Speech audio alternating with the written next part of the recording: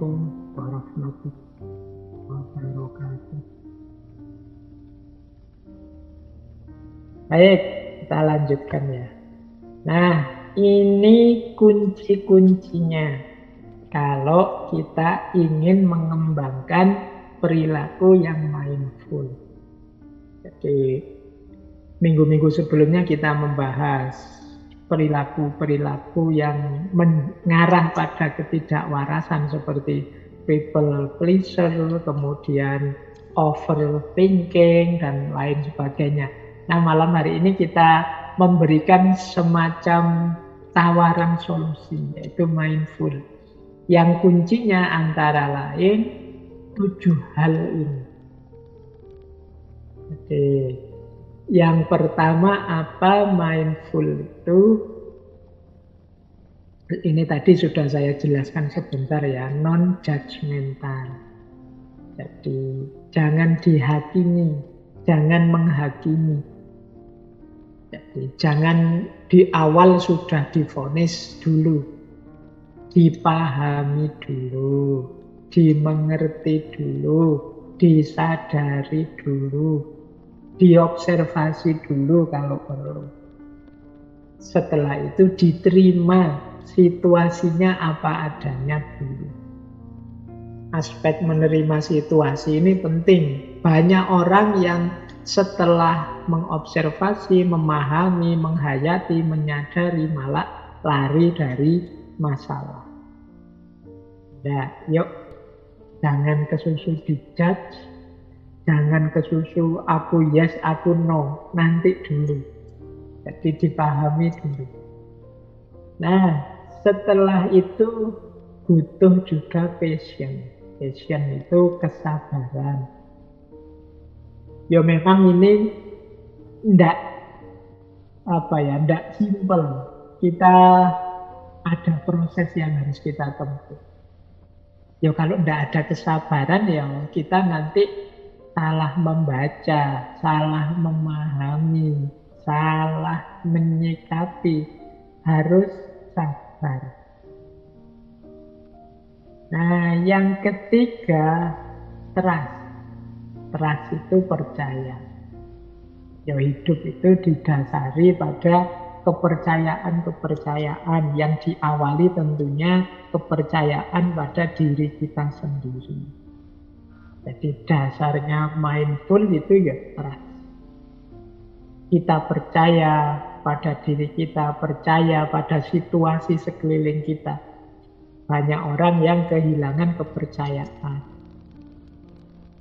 Kemudian non-striving, non-strive. Jadi tidak berusaha. Tidak berusaha itu maksudnya apa sih? Ayo kita nikmati dulu. Ayo kita terima dulu situasi apa adanya. Jangan kesusu diubah karena nanti jangan-jangan jatuhnya hanya reaktif saja. Jadi reaktif itu kan berarti kita sudah capek berusaha, akhirnya hasilnya lebih jelek dari sebelumnya. Mari kita upayakan untuk memahami dulu secara mendalam dulu, dan setelah tanpa usaha acceptance. Acceptance itu kita menerima. Jadi kita terima situasinya apa adanya. Itu namanya acceptance. Kalau sudah bisa acceptance, ada kalanya kita juga dituntut untuk letting go. Letting go itu melepaskan. Biar saja dia jalan seperti itu. Ini kalau teman-teman kalau ada yang pernah latihan atau melakukan praktek-praktek meditasi, nanti meditasi jenis kesadaran ini itu meditasi yang mindful ini biasanya fokus pada penerimaan dan melepaskan. Jadi penerimaan itu kita sadari dan kita terima apapun situasi diri kita, dan letting go. Letting go itu kalau ada yang mau pergi lewat silahkan, ada yang hadir kita terima. acceptance and letting go. Kadang-kadang muncul pikiran-pikiran ini, itu tidak harus kemudian pikiran ini dibasmi semua, biar fokus, biar konsentrasi, tidak. Biarkan saja dia lewat. Kalau pikiran itu mau datang, ya biar datang. Kita perhatikan, oh ternyata pikiranku itu fokus ke sana selama ini, melenceng ke sana. Oh ternyata hari-hari ini pikiranku banyak disibukkan tentang ini, tentang itu, dan lain sebagainya. Biarkan muncul semua. Setelah itu pasti akan pergi. Jadi kalau sudah banyak muncul, akhirnya kita yang kontrol pikiran, bukan kita yang dikontrol oleh pikiran. Nah, yang terakhir, kuncinya mindfulness itu adalah beginner's mind. Beginner's mind itu pemikiran pemula. Ini menarik teori beginner's mind ini.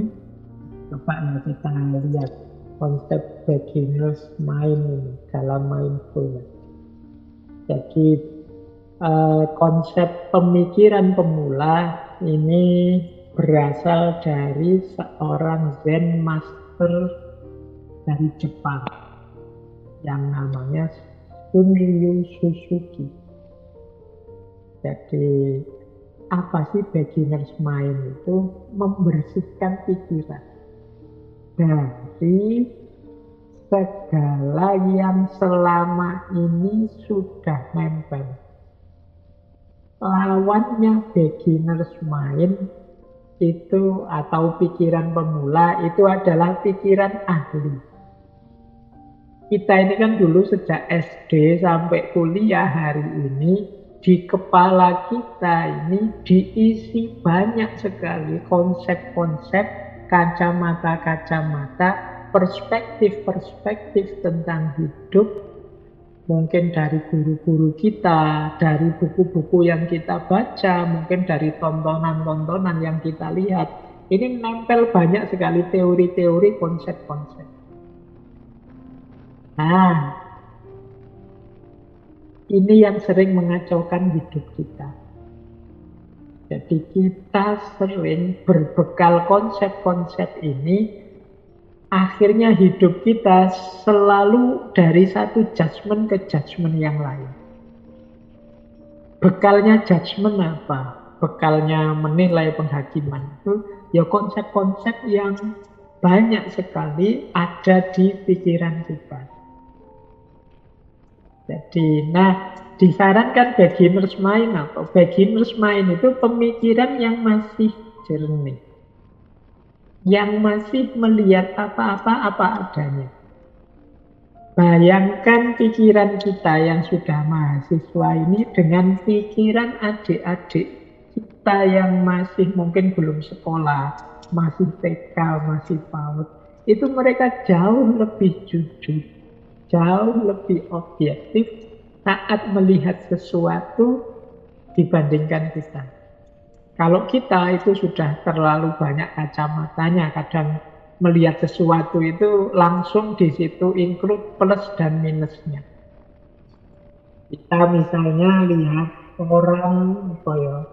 orang pakai tato misalnya, oh itu langsung bunyi, wah ini mesti preman, ini mesti biasanya pakai tato. Nah, jadi dari mana kok kita tiba-tiba judgement itu? Sudah ada teori di kepala kita, mungkin dari pengalaman, mungkin dari buku atau dari film-film dan lain sebagainya. Lihat orang pakai baju ini, lihat orang jenggotnya panjang, lihat orang pakai kostum seperti itu, lihat orang itu. Ini sudah ada stempel-stempelnya di kepala kita terhadap fenomena-fenomena itu. Loh, kalau adik-adik kita, anak-anak yang kecil itu melihat apa-apa ya, dia melihatnya biasa saja, tanpa ada judgement-judgement, tanpa ada penilaian-penilaian yang tidak perlu. Nah, justru banyak pikiran yang ada di kepala kita. Itulah yang sering membuat hidup ini jadi rumit. Hidup ini jadi ruwet. Maka penting untuk mindful di antara konsepnya adalah beginner's mind, pemikiran pemula. Jadi kita melihat dunia itu dengan mata yang segar, mata seorang beginner yang belum tahu apa-apa. Kalau orang belum tahu apa-apa itu kan biasanya terus ingin tahu, ingin belajar lagi. Biasanya penuh keheranan, penuh kekaguman. Kalau kita yang sudah mahasiswa ini yang merasa tahu banyak, itu kan melihat apa-apa rasanya, Allah sudah tahu, paling nanti ke situ.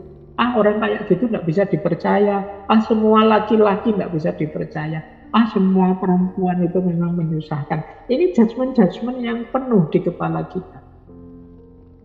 Seolah-olah kita sudah ngerti dan kita generalkan semua yang ada di dunia ini seperti itu.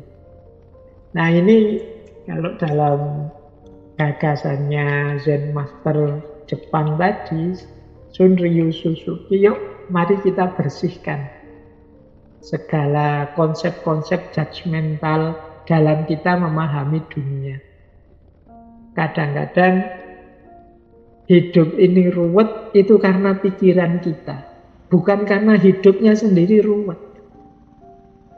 Jadi kita tidak punya uang, ya kerjalah biar punya uang. Sederhana, lapar ya makanlah. Kalau capek ya tidurlah, istirahat. Loh, itu kan mikir simpel, sederhana. Tapi mungkin karena terlalu banyak konsep di kepala kita, akhirnya yang sederhana bisa jadi ruwet. Ngantuk ya tidurlah, terus wah Pak ini masih jam berapa Pak? Menurut teori kesehatan, tidur itu kalau bisa di atas jam sekian, nanti bangunnya jam sekian. Akhirnya ya kita sudah ngantuk pun tidak kuat, tidak berani tidur. Rumusnya tidak sederhana. Bayangkan anak-anak kecil itu yang ngantuk ya tidur. Sederhana, selesai. Dia tidak peduli dalam situasi apa, yang ngantuk ya tidur. Lapar ya minta makan. Dia tidak akan ngitung ini makan sudah 3 kali apa masih 2 kali apa aku masih kenyang apa enggak.